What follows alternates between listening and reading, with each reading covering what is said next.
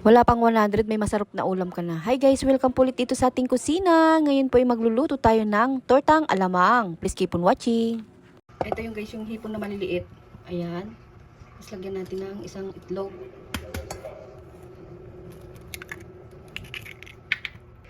Lagyan ko ng harina. Bali 2 kutsara. Ayan. Tapos maglalagay ako ng 1 kutsarang cornstarch para mas malutong. Maglagay ako ng pamintang durog o paminta powder. Ayan. Masarap pag medyo marami yung paminta.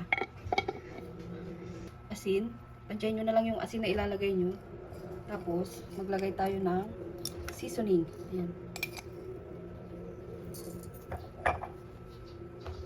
Saka natin siya haluin. Parang kulang yung nilagay kong ano. Meron pang kulang yung nilagay natin itlog. Maglalagay pa ako ng isa pa. Ayan. Bali itong ano guys, hipon na maliliit, kalahating kilo ito. At titikin ko yung aking friendship. Yung tinurtang ano, masarap to guys. Yan. Haluin natin hanggang sa ma-mix lahat yung ating mga ingredients. Napakadali lang lutuin ito guys. Kailangan guys, halong-halo yung ating mixture para yung mga ingredients na nilagay natin tumalab agad. Yan. Hindi siya may maalat, walang lasa, ganun. Kailangan halong-halo ito eh. Ayan, piprituhin na natin. Isang pan, meron akong use oil dito na ginamit ko kahapon pamprito ng manok. Kaya yung gamitin ko kasi malinaw pa naman siya. Ayan. Kailangan guys, mainit na mainit itong ating mantika. Tsaka na natin hinaan ng apoy pag maglalagay na tayo. Katamtamang apoy lang mamaya. So yun guys, mainit na yung ating mantika. So maglalagay na tayo. Hinaan ko lang yung apoy para hindi siya masunog agad. Kalat natin.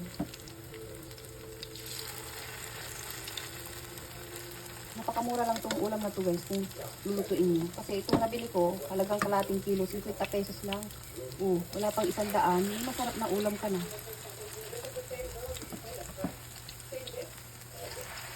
Ayan. Tipid, tipid na ulam. Good for na to. Marami na siya guys eh. Yan, balik pa rin na natin. Pag medyo brown na, balik pa rin na guys. Ayan, sarap na yan guys. Tapos may sawang suka. Okay na guys, nag-ready na ako dito ng paper towel para ma-absorb yung excess ng mantika.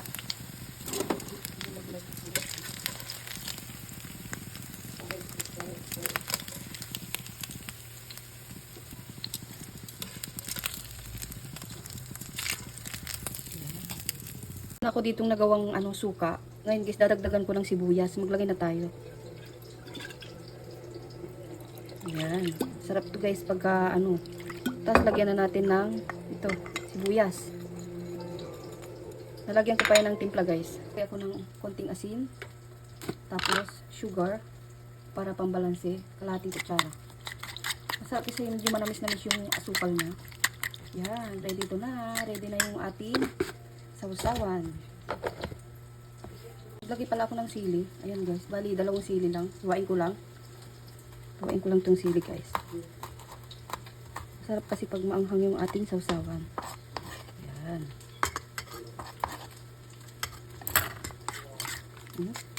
Sarap. Gusto ko pala maglagay ng paminta. Ayan. Ayan na to. Tara, kain na tayo.